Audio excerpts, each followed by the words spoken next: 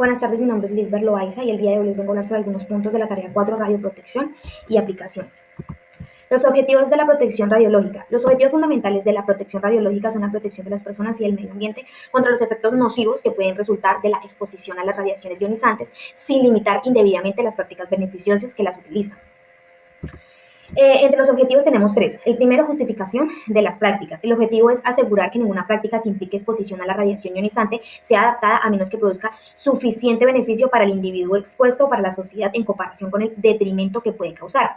Este consiste en que se debe realizar un análisis costo-beneficio que demuestre que el uso de la fuente de radiación genere un beneficio neto positivo. Esto implica evaluar los efectos negativos y las posibles alternativas, como por ejemplo, un procedimiento de radiodiagnóstico debe ser clínicamente necesario para justificar la radiación que recibe el paciente.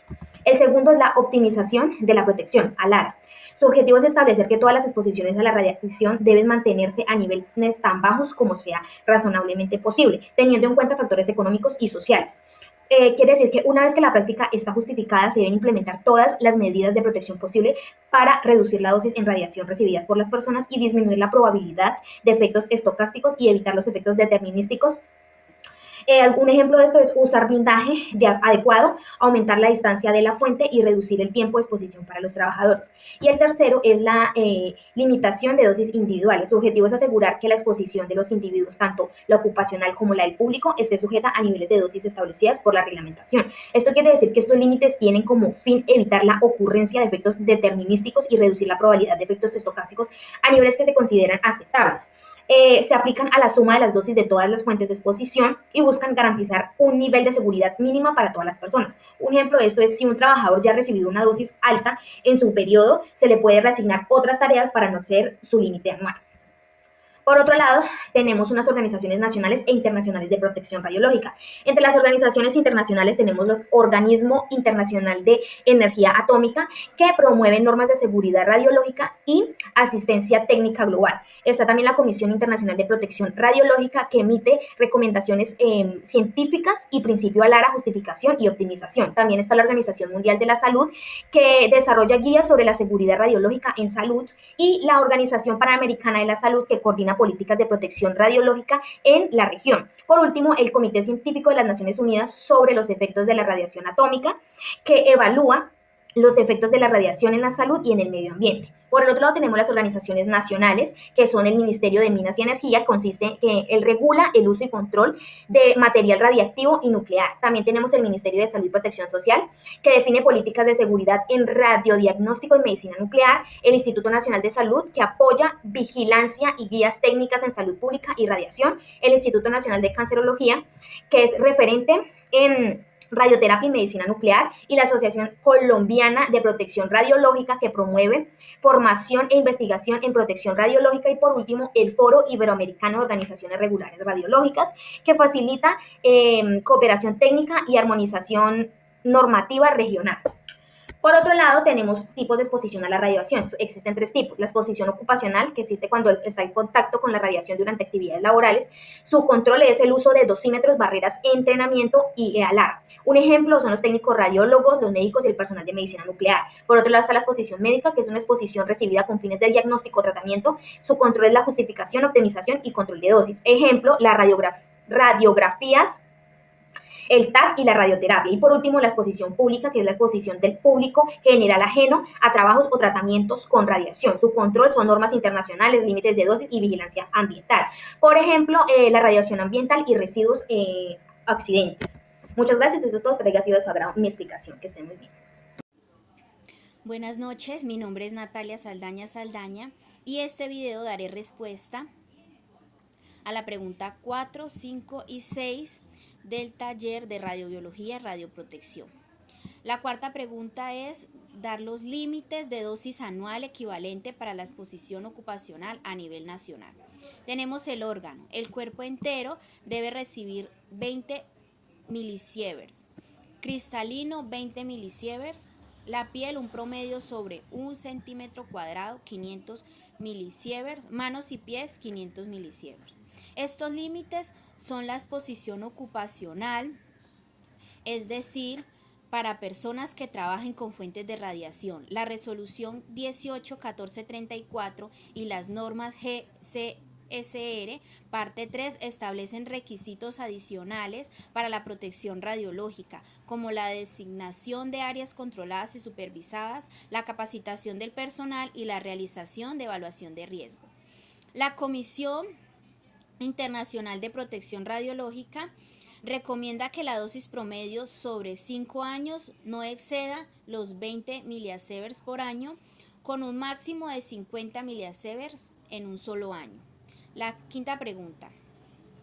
Defina y de las características de zona controlada y zona supervisada. Zona controlada es un área donde existe riesgo de recibir dosis superiores a los límites establecidos para el público en general, o donde existe riesgo de contaminación radioactiva. Sus características son acceso restringido y controlado, señalización visible con un símbolo de radiación, monitoreo regular de las dosis de radiación y la contaminación, procedimientos de trabajo específicos para minimizar la exposición, uso obligatorio de equipos de protección personal.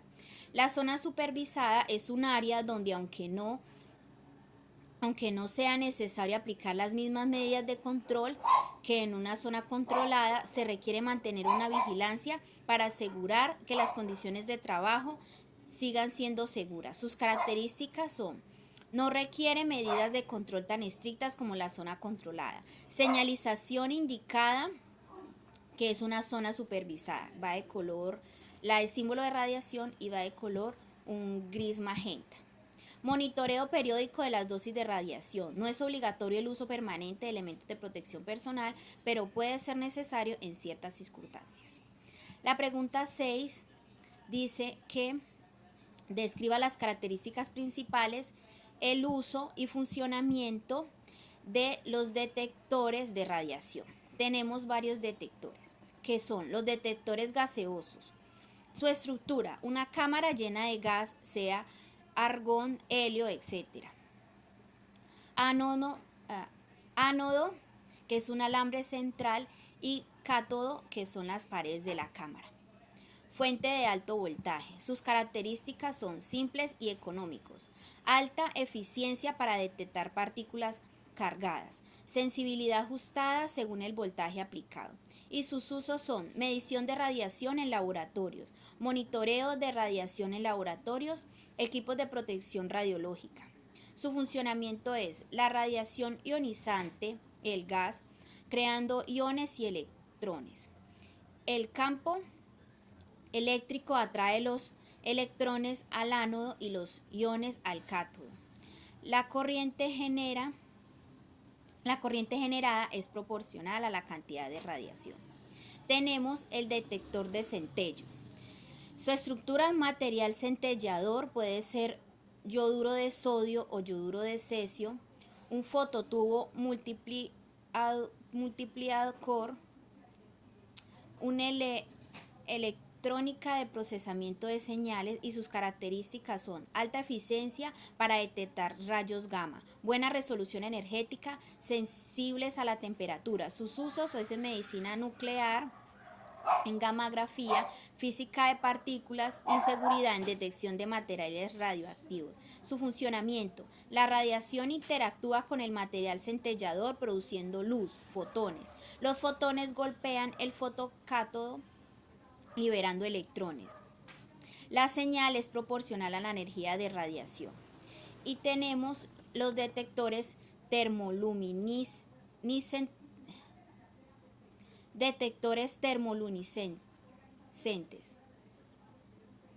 Su estructura: material termoluminescentes, el lector, que es el calentador y fotomultiplicador. Sus características son: pequeños y portátiles, reutilizables, insensibles a la luz y la humedad.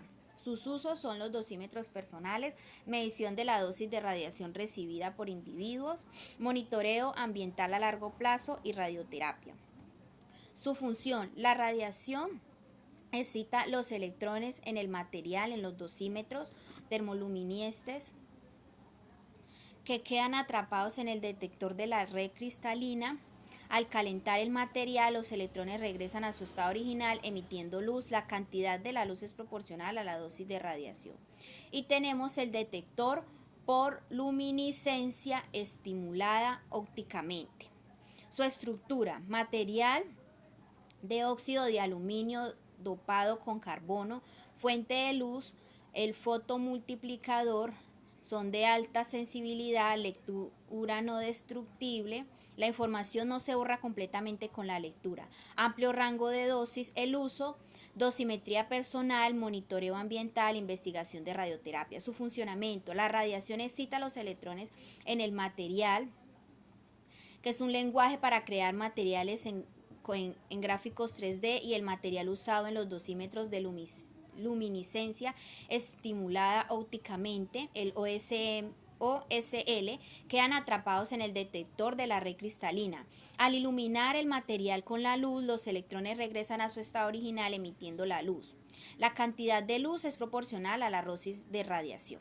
Gracias. Hola compañeros, soy Nini Joana Muñoz Ortiz, estudiante de Tecnología en Radiología e Imágenes Diagnósticas, y hoy exploraremos cómo se mide la dosis de radiación, cómo se interpreta y qué medidas de protección son esenciales en el entorno clínico. El capítulo 1, ¿qué es una dosis de radiación? Cuando la radiación interactúa en el cuerpo, deposita la energía en los tejidos. A esto le llamamos dosis absorbida. Se mide en Gray. En nuestro caso, partimos de una medición real, 0.33 miligray por hora, generada por una fuente gamma situada a 1 metro de distancia. Capítulo 2. De energía a riesgo biológico. La dosis absorbida nos dice cuánta energía entra en el cuerpo, pero ¿cuánto daño puede causar? Para eso debemos considerar el tipo de radiación y tejido expuesto. Los fotones gamma tienen un factor de ponderación de radiación igual a 1. Aplicando esta equivalencia, obtenemos una dosis equivalente a 0.33 milisieverts por hora en la piel. Sin embargo, la piel no representa un alto riesgo biológico para todo el organismo. Por eso calculamos la dosis efectiva, considerando el factor tisular de la piel, que es 0.01. Capítulo 3. La protección en salas de intervencionismo. En las salas donde la radiación fluye en tiempo real, como las de intervencionismo, la protección radiológica es vital.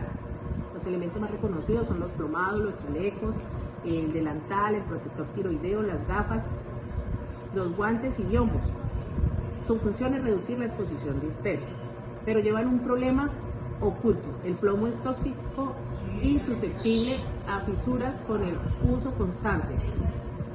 Por eso surgen materiales alternativos basados en tungsteno, bismuto, sulfato de bario, más livianos, más resistentes, con una protección comparable y sin el impacto ambiental del plomo tradicional. Capítulo 4. El rol del tecnólogo. La radioprotección no depende solo del equipo, depende profundamente del profesional que lo opera. El tecnólogo en radiodiagnóstico verifica la identidad del paciente y la justificación del estudio. Optimiza los parámetros siguiendo el principio ALAR. Controla blindajes, reporta incidentes, colabora en protocolos y garantiza que el paciente reciba la dosis mínima necesaria. Es un puente entre conocimiento científico y la protección humana. La responsabilidad invisible.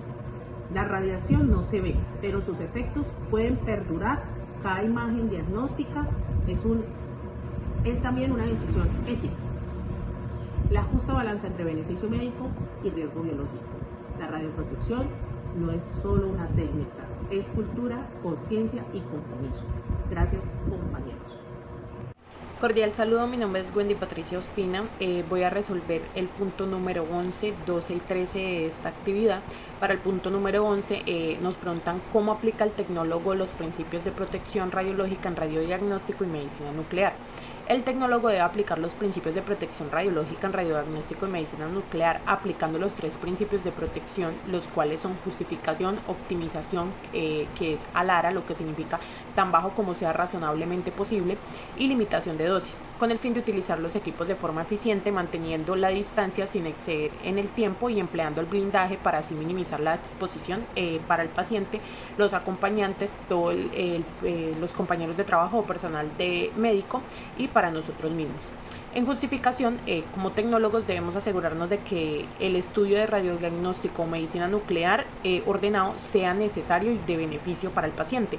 Por ejemplo, si un paciente renal o con antecedentes renales le ordenan un estudio de imagen pero que sea contrastado, sabemos que esto puede afectar gravemente su salud y debemos de colaborar con el médico prescriptor para evitar estudios innecesarios. Puede ser que el doctor se le haya pasado un error común, un error humano, y hablamos con el doctor para ver si necesariamente se debe hacer este estudio que realmente deberíamos omitir.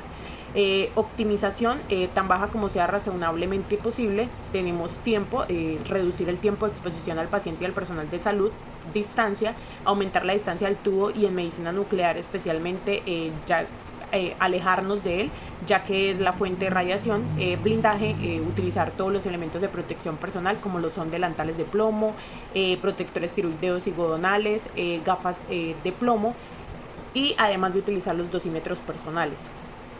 Tenemos también la limitación de dosis, que es asegurar de que las dosis recibidas no superen los límites legales, usar los kilovoltios y los miliamperajes y colimar adecuadamente. En cuanto a medicina nuclear, la correcta administración y manipulación de los radiofármacos, usar contenedores blindados y campanas cuando sea necesario. En cuanto a la zonificación, todo debe ser rotulado, señalizado y mantener el acceso restringido. En la contención de la contaminación, acatar los procedimientos para evitar la dispersión de la radioactividad y garantizar la seguridad del entorno. Utilizar nuevamente los dosímetros, el conteo de contaminación y monitores de área. Se debe informar a los pacientes del riesgo, tanto para ellos como para las personas allegadas o que están pues en su entorno. Controles preventivos y también de corrección para todos los equipos. Para el punto número 12 nos piden resolver una serie de preguntas. En la primera pregunta considera que en ciertas situaciones se debe pensar en la posibilidad de hacer una menor cantidad de proyecciones radiológicas a un paciente, y nos pide que lo expliquemos. Sí, en ciertas situaciones es mejor hacer menos proyecciones para no aportar más radiación al paciente de la necesaria. Situaciones como lo que es un control de yeso, fracturas que ya sabemos que están ahí, en dónde están, como el seguimiento.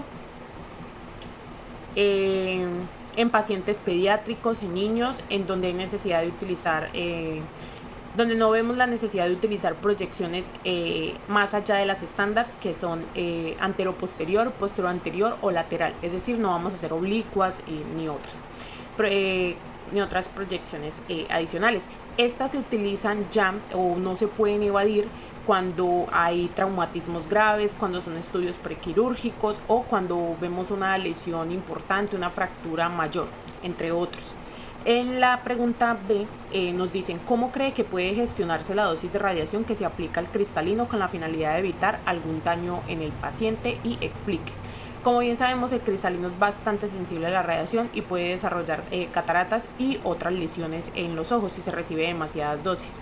Se deben y se pueden usar estrategias para proteger los ojos de los pacientes y los nuestros principalmente, ya que el paciente va a venir una o dos veces máximo a hacerse un tipo de estudio de estos. Nosotros íbamos a estar constantemente expuestos.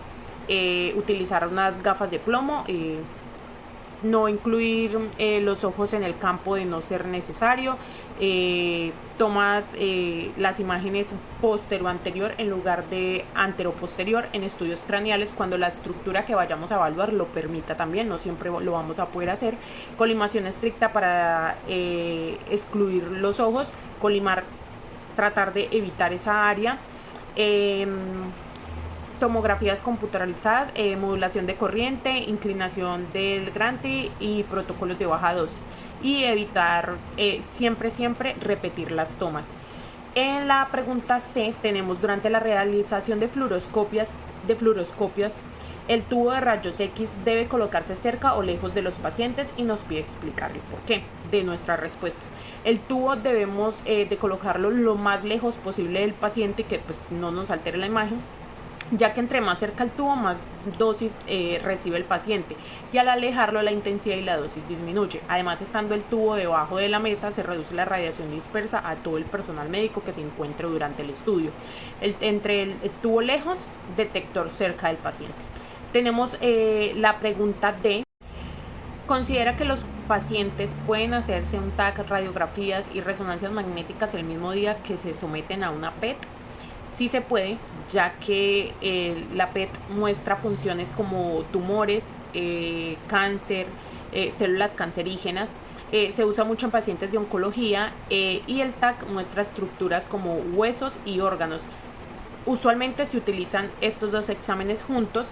Las radiografías no interfieren con el PET y las resonancias magnéticas muestran tejidos blandos y no funciona con radiación, por lo que tampoco nos va a interferir. Hay que tomar consideraciones como: si se usa medio de contraste, hay que tomar un tiempo entre un estudio y el otro para que no interfiera en la interpretación de los estudios, evitar que la radiación residual interfiera en otros estudios nucleares, que se dé información verídica de entre radiología y medicina nuclear y que todo esté documentado. En general, si es posible, pero requiere coordinación entre servicios, y considerar efectos de radiofármaco, contraste y la logística. Como última pregunta tenemos: ¿qué medidas de seguridad se recomiendan para las personas que sujetan a los niños durante un examen de tomografía computarizada? Y explicamos nuestra respuesta. De preferencia, evitar que sea una persona quien sujete al niño. Para esto también hay inmovilizadores pediátricos. También así pues evitamos la repetición de la toma, ya que los niños entre más pequeños son más inquietos y no se están en una sola posición durante mucho tiempo. Y si sí o sí una persona debe estar sujetando al niño, que sea una sola persona. Si hay un acompañante para el niño, de preferencia que sea él, para no exponer al personal de salud. Y si es femenino el acompañante, que no esté en estado de embarazo, además de explicarle los riesgos que esto influye. Debe también utilizar elementos de protección como delantal plomado y un protector tiroideo, y de ser posible gafas plomadas, sobre todo para el personal, además de alejarse de las. Para este último punto, el punto número 13, se tiene una tasa de exposición de 2300, es decir, 23 miligray. Si el trabajador está expuesto durante 15 minutos, ¿cuál será la exposición ocupacional total?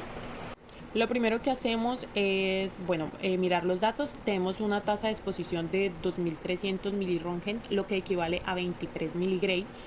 Y el tiempo de exposición es de 15 minutos. Entonces, como primer paso, vamos a convertir los minutos en horas, y entonces tendríamos 15 minutos dividido en 60, lo cual nos da 0.25 horas. En la segunda parte vamos a aplicar la fórmula, que es exposición igual a tasa por tiempo, que sería igual a 2300 por 0.25. Y esto multiplicado nos daría 575, lo cual nos indica que la exposición total ocupacional es de 575, es decir, 575 miligray. Para el siguiente punto, nos indican que le piden al padre de un paciente que se mantenga próximo a él durante una fluoroscopia, en la que el nivel de exposición a la radiación es de 500 miliröntgen, lo que equivale a 5 miligray. Nos piden que nos supongamos que la exposición diaria permisible es de 50. ¿Cuánto tiempo debe quedarse el padre del paciente? Entonces acá nuevamente desglosamos todo en nuestra libreta. Primero colocamos lo que es los datos, el nivel de exposición, que es 500, y la exposición diaria permitida, que es 50. Lo primero es utilizar la fórmula del tiempo permitido, entonces es tiempo igual a dosis permitida dividida la tasa.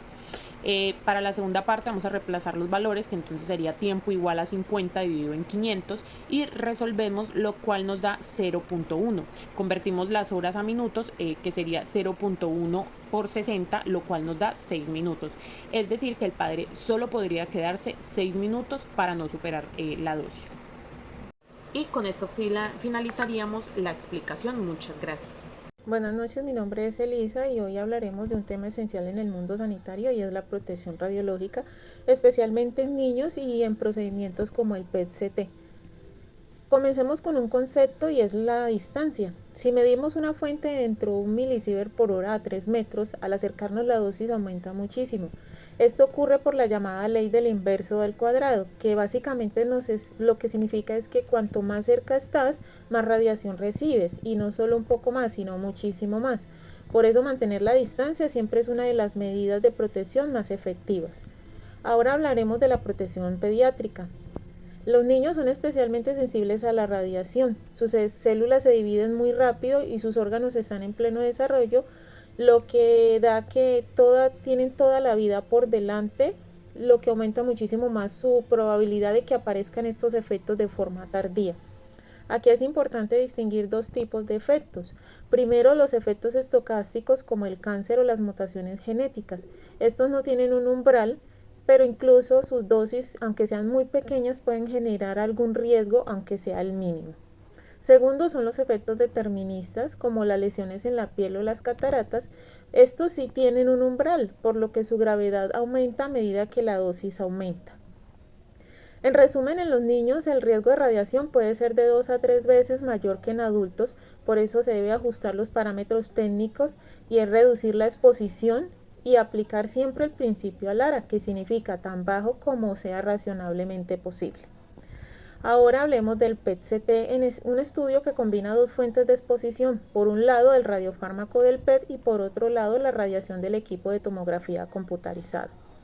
Aunque puede utilizarse en neurología o cardiología, el PET-CT se usa principalmente en oncología porque permite identificar zonas del cuerpo con alta actividad metabólica, expresando algún tipo de tumor en el momento. Es importante saber que la tomografía computarizada se utiliza para corregir la atenuación de las imágenes PET y para aportar información anatómica. Además, los radionúcleos del PET emiten fotones de altísima energía, lo que exige blindajes y protocolos más estrictos en medicina nuclear convencional. En conclusión, podemos decir que tanto en pediatría como en PET-CT, la protección radiológica busca siempre un equilibrio, es decir, obtener imágenes de calidad, pero sin poner en riesgo al paciente ni al personal, aplicando siempre los principios de justificación, optimización y limitación de dosis para garantizar entonces estudios seguros y más efectivos. Muchas gracias.